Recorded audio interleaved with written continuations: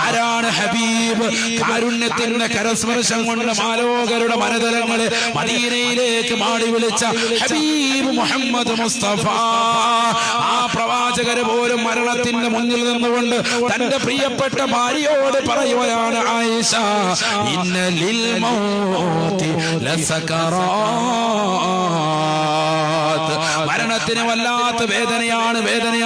അല്ലാഹുവിന്റെ റസൂൽ ദുആ ചെയ്യുകയാണ്, അല്ലാഹുമ്മ ഇന്നക തഅഖുദുർ റൂഹ മിൻ ബൈനിൽ അസബി വൽ ഖസബി വൽ അനാമിൽ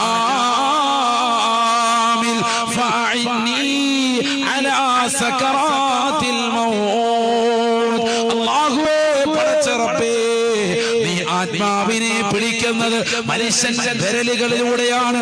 അവന്റെ രക്തമോടുന്നതാകുന്ന രക്തധമനികളിലൂടെയാണ്. ഒറ്റപ്പെട്ടതാകുന്ന ആത്മാവിനെ പടച്ച റബ്ബ് വലിച്ചെടുക്കുകയാണ്. അല്ലാഹുവേ, പടച്ച റബ്ബേ, വല്ലാത്ത വേദനയാണ്.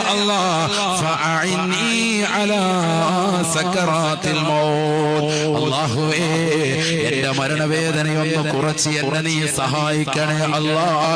ദുആ ചെയ്തു ഹബീബ് മുഹമ്മദ് മുസ്തഫ.